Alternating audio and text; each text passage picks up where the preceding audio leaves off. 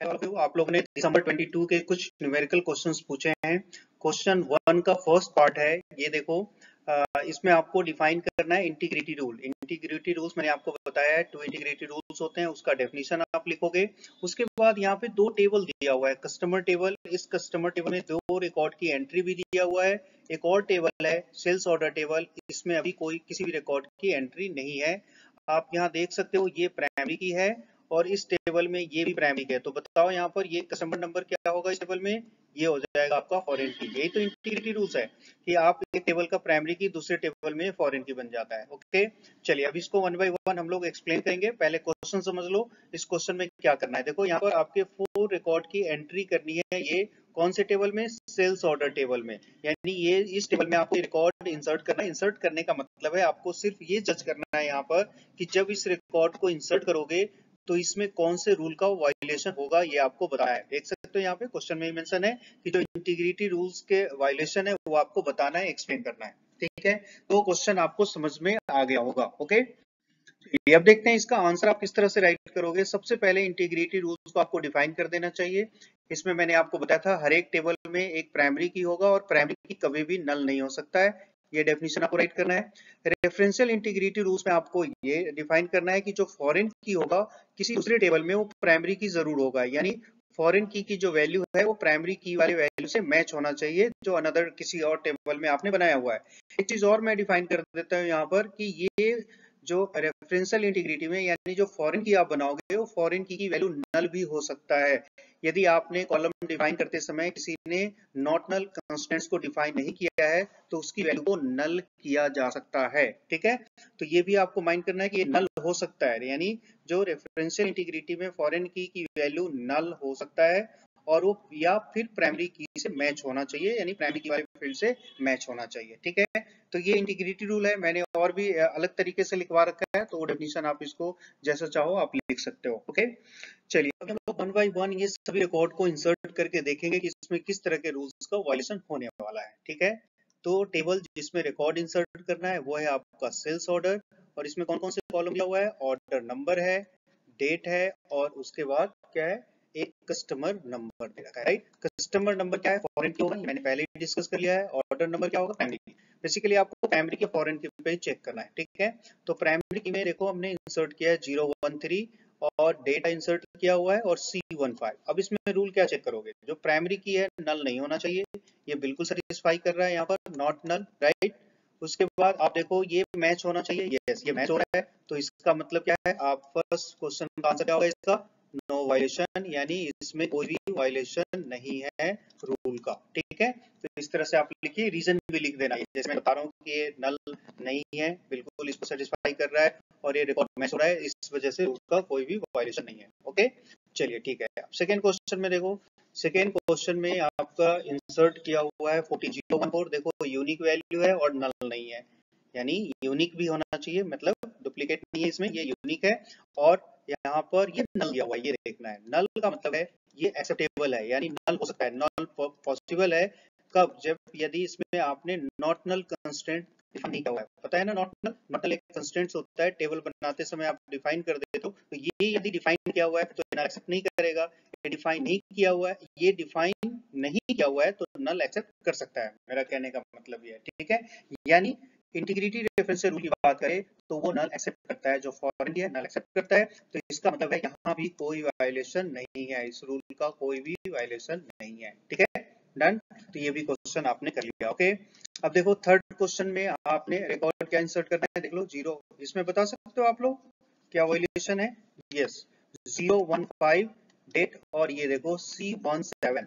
ये देखो ये तो फिर भी यूनिक है, बिल्कुल मैच नहीं हो रहा है, डुप्लीकेट नहीं है और नल भी नहीं है, ये सेटिस्फाई कर रहा है, means not null plus unique है। ओके, नो प्रॉब्लम, तो इसमें कोई इशू नहीं है। इसमें देखो C1, ये देखिए आप, मैच हो रहा है रिकॉर्ड, इसे नहीं, नॉट मैच। आप देख रहे हो कस्टमर टेबल, देख लो आप, कस्टमर टेबल में 2 रिकॉर्ड की एंट्री है, उसमें ये C17 नहीं दिया हुआ है, तो ये आपका रेफरेंशियल इंटीग्रिटी रूल का वायलेशन है। यानी आप इसमें थर्ड वाले में क्वेश्चन में लिख दोगे रेफरेंशियल इंटीग्रिटी वायलेशन रूल है। ठीक है, ये आप लिख लीजिए इस तरह से। ओके, हो गया क्लियर, चलो तो ये भी हो गया। अब फोर्थ क्वेश्चन आप बताइए, फोर्थ क्वेश्चन क्वेश्चन तो आप लोगों को अब समझ में आ गया होगा। फोर्थ क्वेश्चन में डायरेक्टली मेंशन किया हुआ है प्राइमरी की कोई नल किया हुआ है, देख रहे हो आप यहाँ पर, ये नल है और ये है और ये C16 है। तो इसमें देखो C16 क्या उसमें है, पहली बात तो ये आपका वायलेशन है प्राइमरी की का, क्योंकि ये प्राइमरी की नल नहीं हो सकता, तो ये एरर है, यानी ऐसा नहीं हो सकता, ठीक है।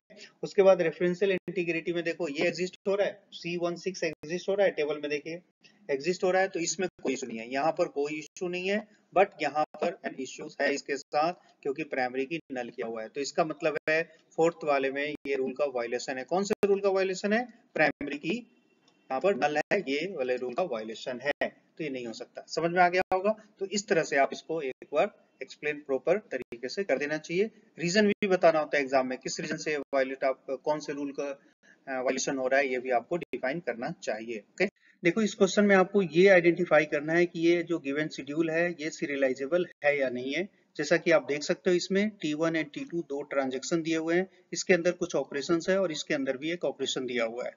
इसके बीच आपको ये आइडेंटिफाई करना है कि कोई कन्फ्लिक्शन है या नहीं है, ये सबसे पहले आप पता करो। उसके बाद आप यहाँ पर साइकिल चार्ट आप बना के देखोगे, प्रेसिडेंस ग्राफ आप लोगों ने पढ़ा होगा, वो चार्ट आपको डिफाइन करके देखना है। तो जैसा आप देख सकते हो कि T1 ने सबसे पहले क्या किया है, x को रीड किया है, फिर T2 ने क्या किया है, राइट किया। राइट किया कहने का मतलब है इसने x की वैल्यू को अपडेट कर दिया है। उसके बाद अगेन T1 ने वैल्यू को रीड किया है। तो आप देख सकते हो कि यहाँ T1 ट्रांजेक्शन के अंदर ये वैल्यू दो बार रीड हो रहा है। इसका मतलब है जैसे मान लो इसने x की वैल्यू रीड किया है 10 और इसने x की वैल्यू को अपडेट कर दिया है। सपोज कीजिए कि इसने अपडेट कर दिया है 15 x की वैल्यू। अब ये जो ट्रांजेक्शन T1 रीड करेगा तो क्या रीड करेगा, ये रीड करेगा 15, ये देखिए 15 रीड करेगा।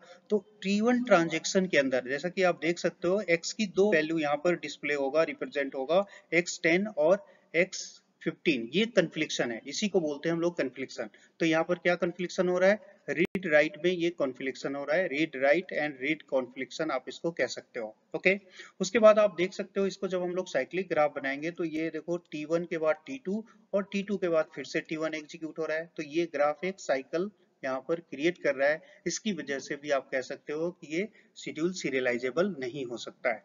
बट यहाँ पर x और y के बीच में कोई कन्फ्लिक्शन नहीं है। देखो x इसने राइट किया, यहाँ पे x रीड किया, x और y के बीच कोई रिलेशन नहीं है। इसका मतलब है x और y के बीच यहाँ पर कोई कन्फ्लिक्शन नहीं हो सकता है। बट यहाँ पर ये जो ट्रांजेक्शन हो रहा है इसके बीच में रीड राइट कन्फ्लिक्शन हो सकता है, डेटा इनकंसिस्टेंट हो सकता है। क्यों?